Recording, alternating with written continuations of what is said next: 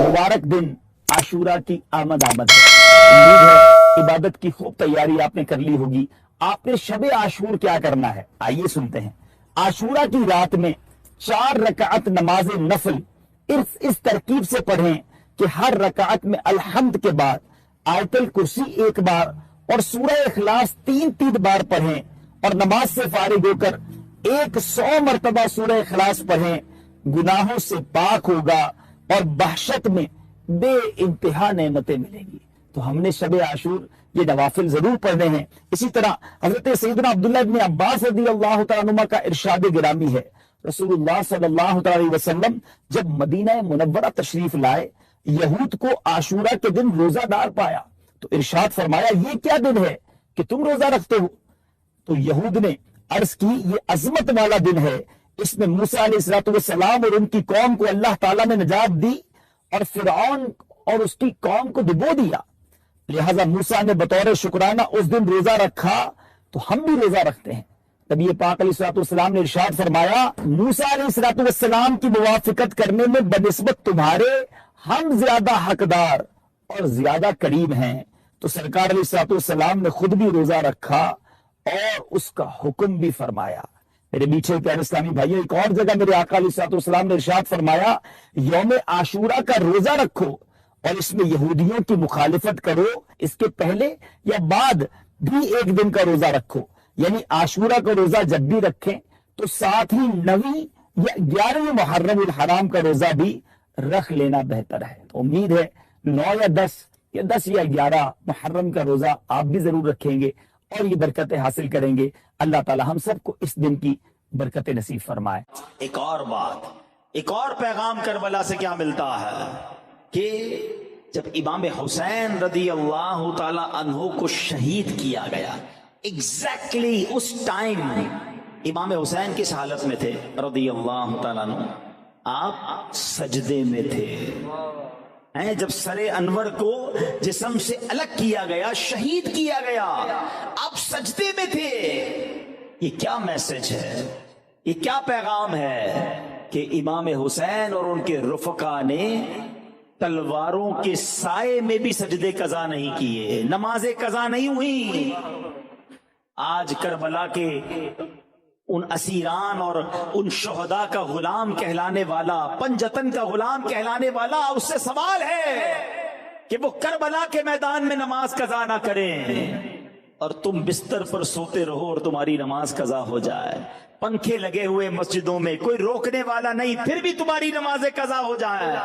अपने आप से पूछिए कि ये वाकई मैं करबला वालों का गुलाम हूं, पंजतन का गुलाम हूं? करबला का मैदान पैगाम देता है कि कैसी ही सिचुएशन क्यों ना हो, नमाज कजा नहीं करनी है। मगर आज बहुत बड़ी तादाद मुसलमानों की नमाज नहीं पढ़ती। आओ मैं भी नियत करूं और आप भी नियत करें कि आज के बाद हमारी कोई नमाज कजा नहीं होगी। दुरूद पाक पढ़ने के बेशुमार फजाइल व बरकात हैं, बहुत सारी अहादीस, बहुत सारे फजाइल, बहुत सारे वाकयात फजाइल दुरूद में मिलते हैं। एक बड़ा ईमान अफरोज वाकया, और ये वाकया है मौला अली शेर खुदा करमल्लाहु ताला वजहुल करीम का। आप शेर खुदा हैं और नबी पाक अलैहिस्सलाम के बड़े करीबी साथी हैं। खानदान नबूवत के आप अहम तरीन रुकन हैं, मगर गुर्बत और फक्र फाका वाली जिंदगी, सुभान अल्लाह, ये इख्तियारी फक्र था, वरना ये वो अजीम हस्तियां हैं कि जो दुआ फरमाएं तो फरिश्ते जन्नत की सौगात लेकर आ जाएं। तो एक भिखारी आपके पास आया और उसने, आप भी बैठे थे और आपके सामने कुछ कुफ्फार भी बैठे थे। तो वो भिखारी पहले कुफ्फार के पास गया, जाके उसने उनसे सवाल किया। तो उन गैर मुस्लिमों ने अजराहे मजाक, माद अल्लाह, मौला अली करमल्लाहु तआला वजहुल करीम का मजाक उड़ाने के लिए भिखारी को कहा उनके पास जाओ तो वो तुम्हें अता करेंगे। वो भिखारी आपके पास आया, बज़ाहिर माली तौर पर आपके पास कोई चीज ऐसी ना थी कि आप उसे देते। आपने क्या कहा कि उसने हाथ फैलाया हुआ था, तो आपने 10 बार दुरूद पाक पढ़ा और उस भिखारी की हथेली पर दम कर दिया। اور اسے کہا کہ مٹھی بند کر لو اور وہاں جا کر کھولو. جن لوگوں نے میرے پاس بھیجا ہے نا, جن غیر مسلموں نے مذاق اڑانے کے لیے بھیجا, جاؤ ان کے پاس جا کے مٹھی کھولنا. اچھا وہ سارا دیکھ رہے ہیں, وہ اور ہنسنے لگے کہ کچھ بھی نہیں دیا, پھونک مار دی اور کہا مٹھی بند کرو, جا کے ادھر کھول دینا. تو یہ بگاڑی گیا اور جا کر جب ان غیر مسلموں کے سامنے مٹھی کھولی تو اس مٹھی میں دینار موجود تھا. دینار کہتے ہیں سونے کی اشرفی کو. اب جب یہ کرامت دیکھی تو کئی غیر مسلم کلمہ پڑھ کر مسلمان ہو گئے. یہ درود پاک کی بھی فضیلت ہے اور درود پاک پڑھا کس نے یہ اس کی بھی فضیلت ہے. ویسے تو عاشورہ کا دن اور بھی بہت سارے اسلامک ہسٹری میں واقعات ہوئے, مگر جس واقعے کا ہم ذکر کرتے ہیں جو واقعہ کربلا ہے, آلموسٹ 1400 سال گزر گئے ہیں. ہم میں سے کئیوں کے والدین کا انتقال ہو گیا ہوگا, دادا دادی دنیا سے چلے گئے ہوں گے, کسی کی ماں کو والد کو گئے ہوئے 4 سال 5 سال 10 سال ہو گئے ہوں گے, مگر 2 4 5 سال کے بعد غم کی شدت کم ہو جاتی ہے. یاد بھی آتا ہے تو وہ تکلیف نہیں ہوتی جو تکلیف جب گئے تھے تو ہوتی تھی. مگر یہ کیسا واقعہ ہے کہ 1400 سال گزر گئے, آج بھی جب اس واقعے کا ذکر ہوتا ہے تو عاشقان اہل بیت کے دل چھلنی ہو جاتے ہیں, آج بھی دل غم سے لبریز ہو جاتا ہے. سیدی اعلیٰ حضرت یہ جو صلاۃ والسلام میں جو ہم شعر پڑھتے ہیں, کس قدر یوں سمجھیے کہ ہمیں میسج ملتا ہے کہ کتنا ظلم ہوا تھا اس کے اندر. جن کو دھوکے سے کوفے بلایا گیا, جن کو دھوکے سے کوفے بلایا گیا, جن کے بچوں کو پیاسا رلایا گیا, جن کی گردن پہ خنجر چلایا گیا, اس حسین ابن حیدر پہ لاکھوں سلام. دھوکے سے بلایا گیا تھا, لڑنے نہیں گئے تھے. اور پھر کون تھے, مرتبہ کیا تھا, اسٹیٹس اور مقام کیا ہے. ذرا امام حسین کے بارے میں سنیے کہ آپ امام علی مقام, امام عرش مقام, امام تشنا کام. امام حسین رضی اللہ تعالی عنہ نواسہ رسول ہیں, مولا کائنات مولا علی اور جگر گوشہ رسول سیدہ فاطمہ بطول کے شہزادے ہیں. امام حسین رضی اللہ تعالیٰ عنہ 5 شعبان 4 ہجری کو مدینہ منورہ میں پیدا ہوئے. پیارے آقا علیہ الصلوۃ والسلام نے آپ کا نام حسین اور شبیر رکھا. امام حسین کی کنیت ابو عبداللہ ہے, لقب سبط رسول اور ریحانۃ الرسول یعنی نبی پاک علیہ الصلوۃ والسلام کے پھول ہیں. میرے آقا انہیں سونگھا کرتے تھے. امام حسین کی جو سٹارٹ ہے نا, ذرا اس کو سمجھو. ہمارے گھر میں جب کوئی بچہ پیدا ہوتا ہے ہم کوشش کرتے ہیں کسی بزرگ کی جو ہے وہ تحنیک کہتے ہیں, اس کو گٹی کہتے ہیں, کہ اس کے ان کے منہ سے کچھ شہد چٹا کر انہیں لگا دیں, یا کوئی بزرگ آ کر جو ہے ان کے کانوں میں اذان دے دیں. مسجد کے امام صاحب کو بلایا جاتا ہے, ایسا ہی ہے نا, اچھی بات.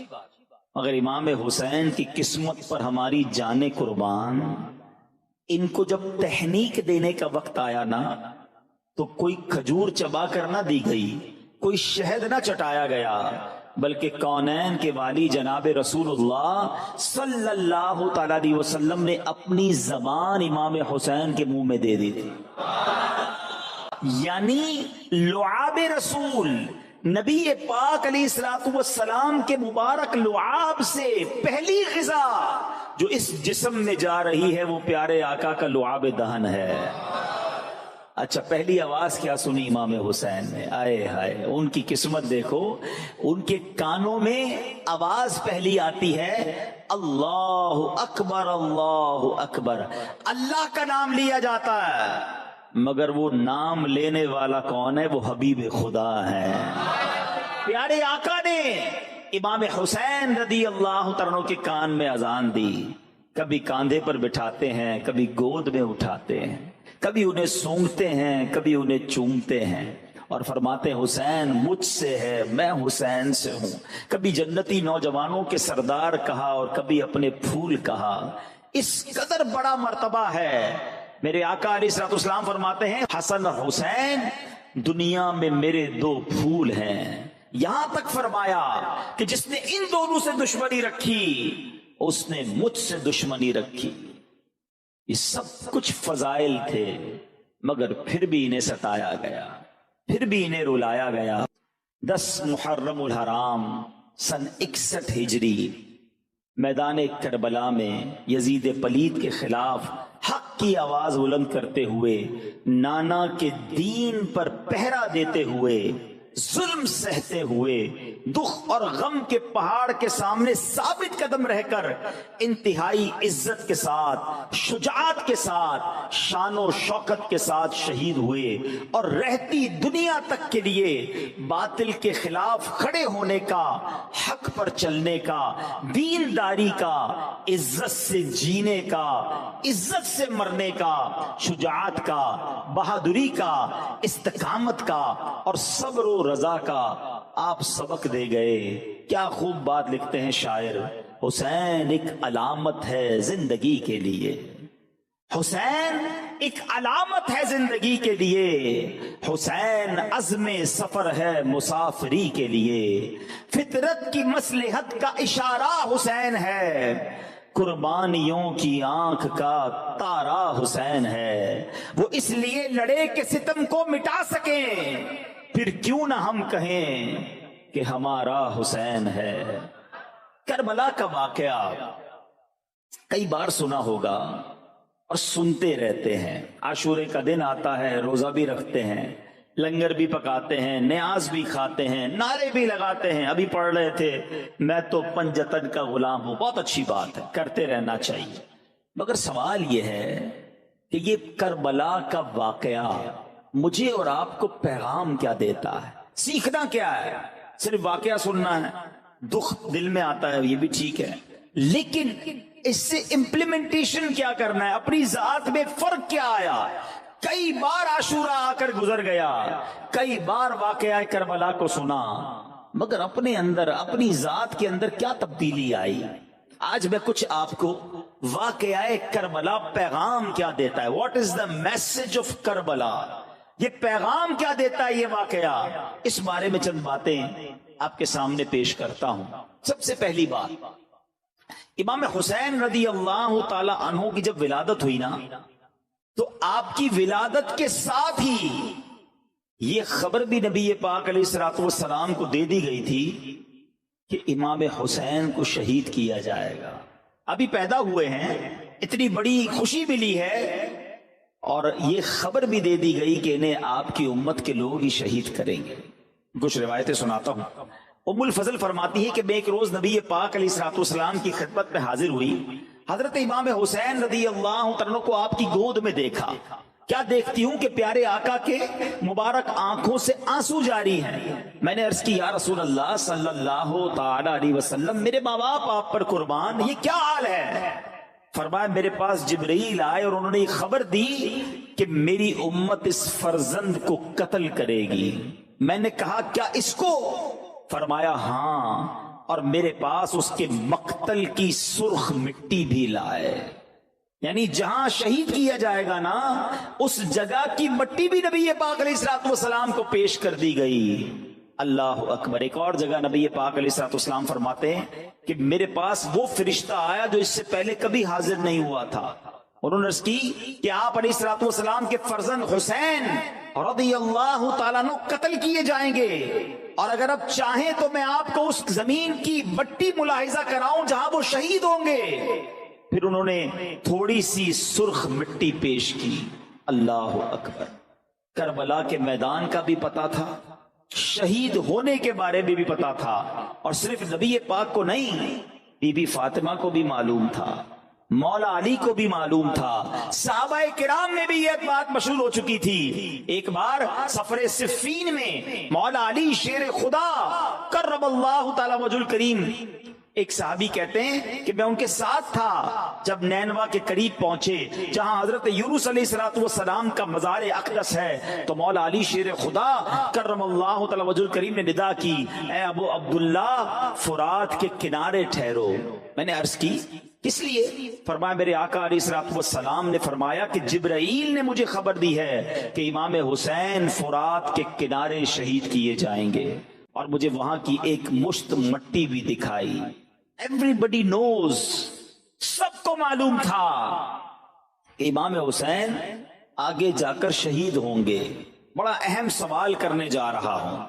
جب سب کو معلوم تھا اور سب پیار بھی بہت کرتے تھے، محبت بھی بہت تھی، نبی پاک اپنا پھول کہتے، نبی پاک کے نواسے ہیں، آقا چومتے تھے انہیں، تو کبھی ایسا نہیں ہوا کہ خاتون جنت بی بی فاطمہ تو ماں تھی نا امام حسین کی، وہ آتی نبی پاک کے پاس کہ یا رسول اللہ صلی اللہ تعالی علیہ وسلم، آپ کی دعا اللہ رد نہیں فرماتا، اب اللہ کی بارگاہ میں دعا کر دینا کہ حسین سے یہ آفت ٹل جائے، حسین اس امتحان میں مبتلا نہ کیا جائے، انہیں شہید نہ کیا جائے. حضور آپ ہاتھ اٹھائیں گے تو دعا قبول ہو جائے گی. کبھی مولا علی نبی پاک سے عرض کرتے کرم اللہ تعالی وجہ الکریم، حضور آپ ہاتھ اٹھا دیں، اتنا پیار کرتے ہیں حسین سے، اللہ سے دعا کریں اللہ اس مصیبت کو ٹال دے. حضور دنیا والے آ کر آپ سے اپنی مصیبتیں ٹلوانے کی دعا کرتے ہیں، آپ اپنے نواسے کے لیے دعا کیوں نہیں کرتے؟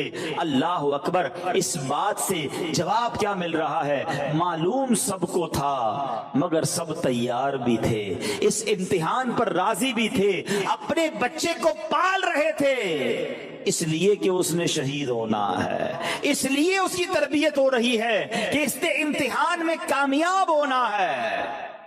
پہلا پیغام کیا مل رہا ہے کہ زباں پر شکوے رنجو علم لایا نہیں کرتے. اے پنجتن کے ماننے والوں سنو، تھوڑی سی تکلیف آ جائے تو شکوہ ہے، شکایت ہے، بس یار سر میں بہت درد رہتا ہے، بخار جاتا ہی نہیں، ہر وقت کمر دکھتی رہتی ہے، کاروبار تو بالکل نہیں چل رہا، گھر میں پریشانیاں ہی پریشانیاں ہیں، کیا کروں، دین کا کام کرتا ہوں کوئی حوصلہ نہیں بڑھاتا، میرا بیان سننے کے لیے لوگ نہیں آتے، میں جناب مدنی قافلے پہ جاتا ہوں سہولت نہیں ملتی، اس لیے اب دل نہیں لگتا. چھوٹی سی تکلیف پر دل توڑ لیتے ہو اور کہتے ہو پنجتن کا غلام ہوں. سنو، زباں پر شکوے رنجو علم لایا نہیں کرتے، نبی کے نام لیوا غم سے گھبرایا نہیں کرتے. وہ امتحان تھا اور وہ تیار تھے، اور آج ہم چھوٹی سی مشکل پر گھبرا جاتے ہیں. حالانکہ قرآن مجید فرقان حمید میں ہم سے بتا دیا گیا ہے کہ ایگزامینیشن، امتحان تو آنا ہے. اللہ قرآن میں فرماتا ہے وَلَنَبْلُوَنَّكُمْ بِشَيْءٍ مِّنَ الْخَوْفِ وَالْجُوعِ وَنَقْصٍ مِّنَ الْأَمْوَالِ وَالْأَنفُسِ وَالثَّمَرَاتِ وَبَشِّرِ الصَّابِرِينَ. کیا فرمایا؟ ہم ان قریب تمہیں آزمائیں گے. Yes, you have to be examine, تمہیں آزمایا جائے گا. کن کن چیزوں سے؟ لسٹ بھی دے دی گئی. تمہیں بھوک سے آزمایا جائے گا، تمہارے مال کم ہو جائیں گے، پھلوں میں کمی ہوگی، بیماری آ جائے گی، خوف بھی آئے گا، بھوک بھی آئے گی. وہ ساری چیزیں جو ہماری زندگی میں آتی ہیں نا، قرآن نے کم و بیش سب بیان کر دی کہ یہ پرابلمز آئیں گی، زندگی ایسے ہی نہیں گزر جانی. پھر کیا ہوگا؟ پھر اس کے بعد فرمایا وَبَشِّرِ الصَّابِرِينَ، خوشخبری ہے صبر والوں کے لیے. مشکل آتی ہے، صبر کرتے، امتحان میں کامیاب ہوتے ہیں. پھر کیا ہوتا ہے؟ الَّذِينَ إِذَا أَصَابَتْهُمْ مُصِيبَةٌ، جب وہ کسی مصیبت پہ گرفتار ہوتے ہیں پھر کیا کہتے ہیں؟ قَالُوا إِنَّا لِلَّهِ وَإِنَّا إِلَيْهِ رَاجِعُونَ، ہم اللہ ہی کا مال ہے اور اسی کی طرف لوٹائے جائیں گے. پہلے سے تیار رہتے صبر والے، اللہ والے مشکل کے لیے ریڈی رہتے ہیں. اور ہم اپنے آپ کو کربلا والوں کا غلام تو کہتے ہیں، مگر چھوٹی سی مشکل آئے تو ایسی پریشانی کا اظہار کریں گے، اتنے شکوے، اتنی شکایات، اور اللہ کی بارگاہ میں کمپلین ہو رہی ہوتی ہے، پتہ نہیں کیا غلطی ہو گئی. ایسی زبان چلتی کیسے سمجھ نہیں آتا کہ جو بندہ یہ کہے کہ پتہ نہیں میری کون سی غلطی ہو گئی. ارے ہماری غلطیاں اتنی ہیں کہ ہم کاؤنٹ نہیں کر سکتے، ہم پر تو آگ برسے یہ کم ہے. ایک بزرگ کہیں جا رہے تھے، سر پر خاک گری، کہتے ہیں یا اللہ تیرا شکر ہے. لوگوں نے کہا آپ کے سر پہ مٹی گر گئی، آپ شکر ادا کر رہے ہیں؟ کہتے ہیں عمل تو ایسے ہیں کہ آگ گرنی چاہیے تھی، عمل تو میرے ایسے ہیں کہ آگ برسنی چاہیے تھی، مٹی گری ہے اس لیے اللہ کا شکر ادا کر رہا ہوں. اپنے اعمال اتنے برے ہوتے ہوئے ہم یہ کیسے کہہ سکتے ہیں کہ میرا قصور کیا ہے؟ اللہ اکبر، اللہ کھانا دے رہا ہے، روٹی دے رہا ہے، سانس دے رہا ہے، اس نے آزا سلامت رکھے بہت کچھ دیا ہمیں۔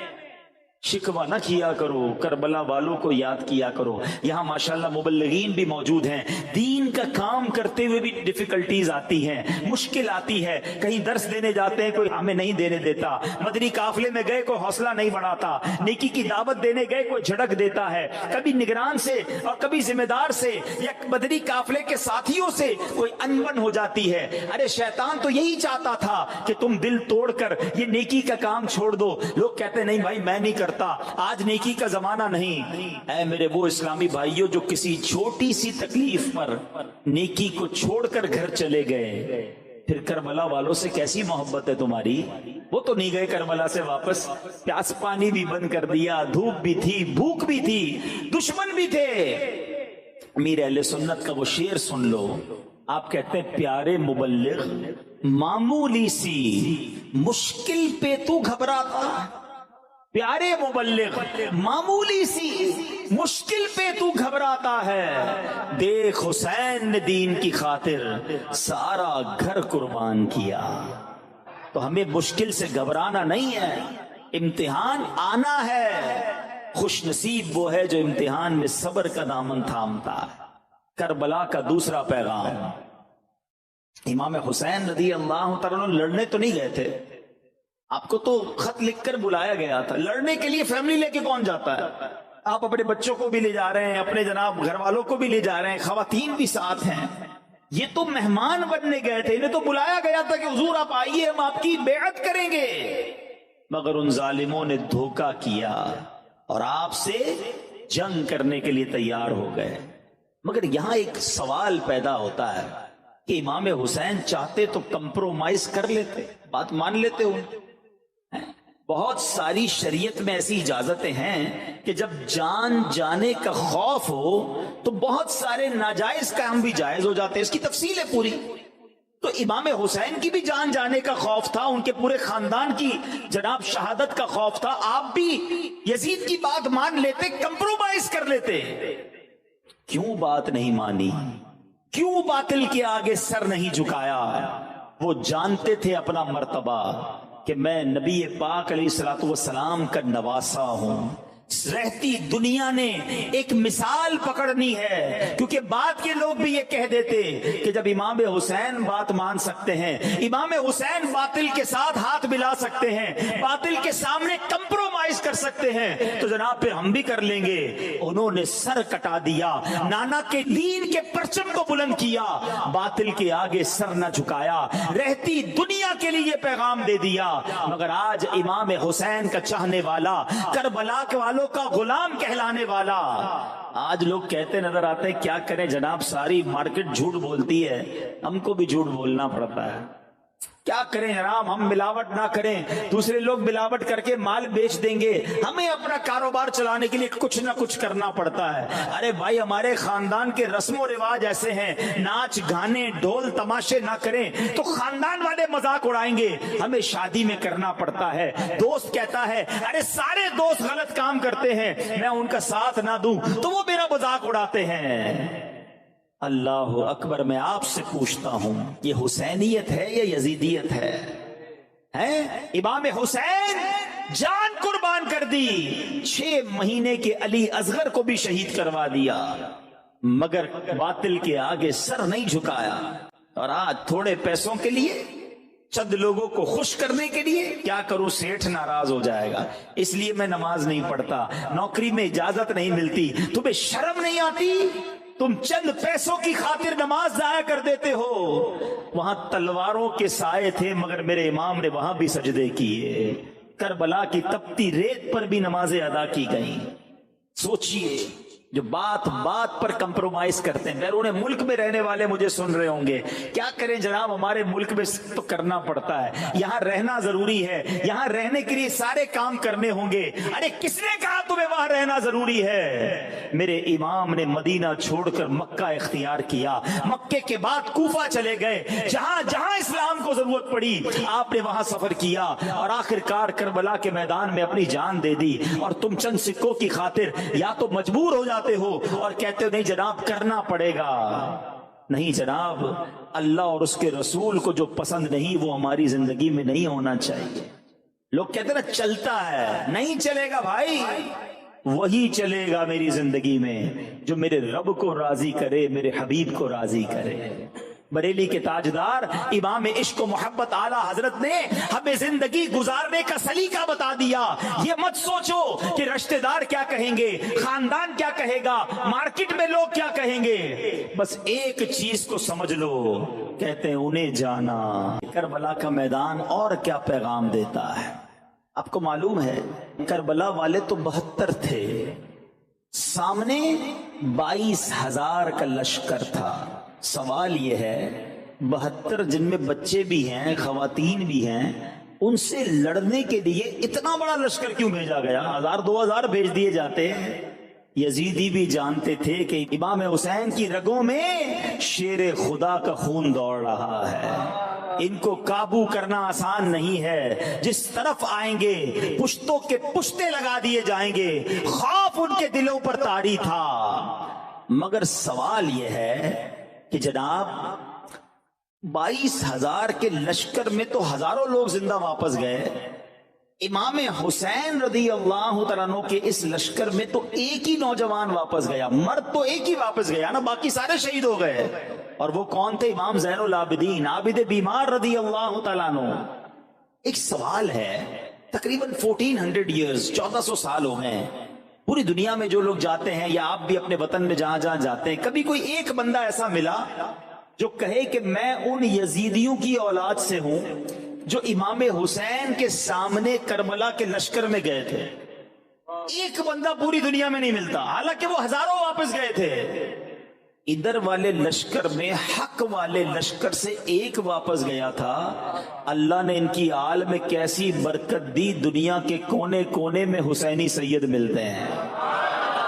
یہ کیسے ہوا؟ ایک نوجوان واپس گیا مگر اتنی برکت، اتنے سید صاحبان۔ اللہ اکبر۔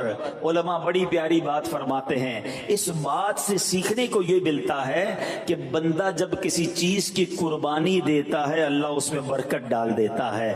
انہوں نے جانوں کی قربانی دی، اللہ نے ان کی آل میں برکت ڈال دی۔ اے میرے میٹھے اسلامی بھائیوں، آپ اپنی جس چیز میں برکت چاہتے ہیں وہ اللہ کی راہ میں قربان کریں، اللہ کی راہ میں صرف کریں، اللہ اس میں برکت ڈال دے گا۔ آپ اپنی جان میں برکت چاہتے ہیں، اپنی باڈی سے دین کی خدمت کرنا شروع کر دیں، اپنے جسم کو دین کے کاموں میں استعمال کریں، نمازیں پڑھیں، سفر کریں دین کی خاطر، اللہ آپ کی جان میں، آپ کی صحت میں برکت ڈال دے گا۔ آپ چاہتے ہیں آپ کی زبان میں برکت آ جائے، آپ کی گفتگو میں برکت آ جائے، اس زبان سے درود پڑھنا شروع کریں، اس زبان سے آپ ذکر اللہ کرنا شروع کریں، اس زبان سے نیکی کی دعوت دینا شروع کریں، اللہ آپ کی گفتگو میں برکت ڈال دے گا۔ آپ چاہتے ہیں آپ کی سوچ بریلینٹ ہو جائے، آپ کا ذہن زبردست ہو جائے، ذہانت بڑھ جائے، اپنے ذہن سے دین کے بارے میں سیکھنا شروع کریں، اسی ذہن سے پلاننگ کریں کہ میں کیسے دین مدین کی خدمت کر سکتا ہوں، اللہ کریم آپ کی ذہانت میں برکت ڈال دے گا۔ آپ چاہتے ہیں آپ کے مال میں برکت ہو جائے،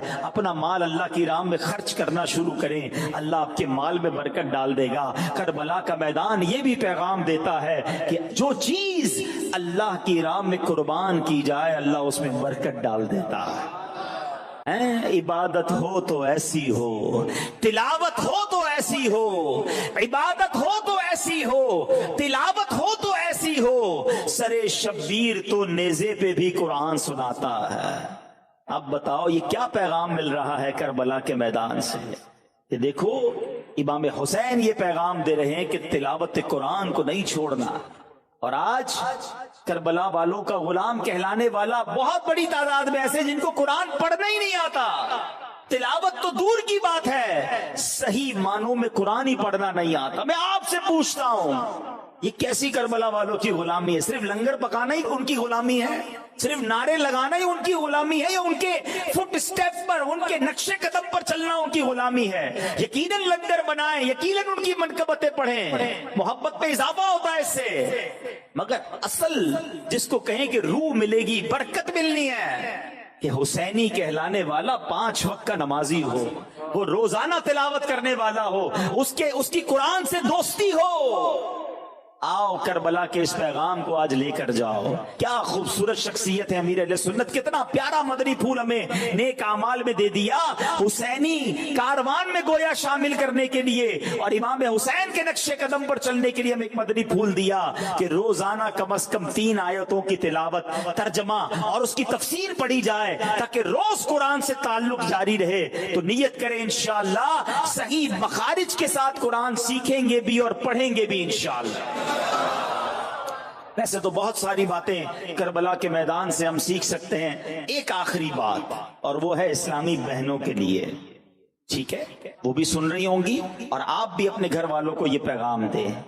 करबला के उस मैदान में खवातीन भी थी, खैमों में थी, ठीक है, इतने बड़े बड़े सानहे हुए हैं, सरताज शहीद हो रहे हैं, बच्चे शहीद हो रहे हैं, भाई शहीद हो रहे हैं, मगर क्या वो बेपर्दा खैमों से बाहर आई? इस कैफियत में भी पर्दादारी बाकी रही, हया की चादर बाकी रही। मगर आज अपने आप को इमाम हुसैन और पंजतन का गुलाम कहलाने वाले घराने का हाल यह है कि औरतें बेपर्दा बाजारों में घूम रही हैं, वो उस कैफियत में भी पर्दे में हैं।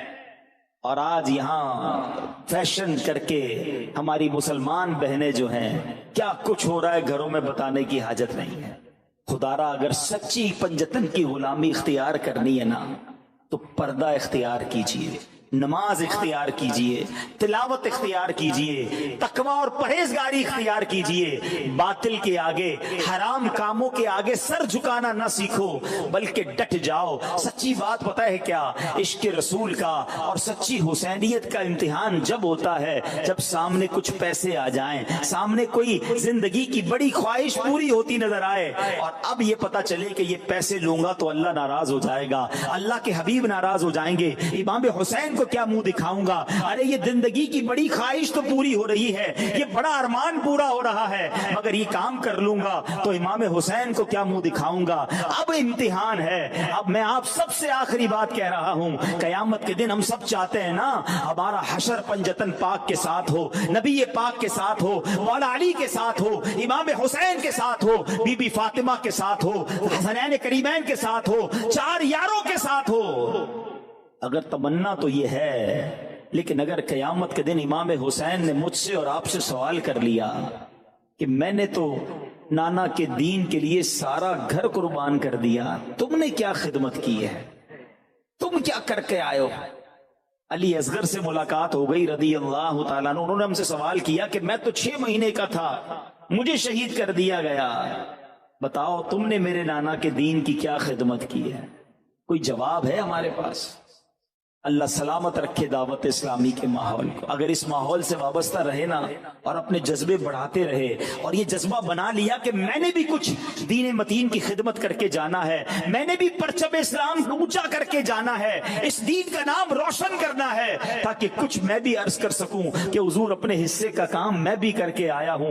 दावत इस्लामी के माहौल से वाबस्ता रहेंगे, मदनी काफलों में सफर करते रहेंगे। अल्लाह वो दिन लाया मुल्क भर में और आगे जाकर इतने सीनियर हो जाएं कि बैरूने मुल्क में भी सफर करें, गैर मुस्लिमों को मुसलमान करें, हमारी वजह से मस्जिदें बने, मदरसे बने, उलमा बने, हुफ्फाज बने। अल्लाह हमसे दीन के कुछ ऐसे काम ले ले, हम दुआ करते हैं जो मरने के बाद भी हमारे लिए सदका जारिया का बाइस हो जाएं। ये सारे काम करना दावत इस्लामी के मदनी माहौल में, इस नेक माहौल में बड़े आसान हैं। अगर हम इसके साथ वाबस्ता रहें, वक्त देते रहें, तक सीखते भी रहें और अपना जज्बा बढ़ाते रहें, तो इंशाअल्लाह इमाम हुसैन रज़ी अल्लाह तआला अन्हु के नक्शे कदम पर चलना नसीब हो जाएगा। और अल्लाह ने चाहा कयामत के दिन जब पंजतन पाक की बारगाह में हाजिरी होगी तो वो भी कहेंगे कि ये वाकई हमारा गुलाम है, जबान से भी कहता था पंजतन का गुलाम हूं और आमाल भी ऐसे करके आया है। और क्या मालूम ऐसा कर्म हो जाए कि पंजतन पाक हमें अपने पीछे पीछे जन्नत में ले जाएं। तो ऐ मेरे मीठे इस्लामी भाइयों, करबला के इन पैगामात को याद रखना है। जिंदगी हुसैनी तरीके पर गुजारनी है, यजीदी तरीके पर नहीं। अल्लाह मुझे और आपको इमाम हुसैन और करबला वालों की सच्ची गुलामी नसीब फरमाए, 5 वक्त का नमाजी बनाए, तिलावत कुरान करने वाला बनाए, हक और नेक कामों की तरफ कदम बढ़ाने वाला और गुनाहों से बचने वाला बनाए। और दावत इस्लामी के इस प्यारे माहौल में हम सबको इस्तिकामत नसीब फरमाए।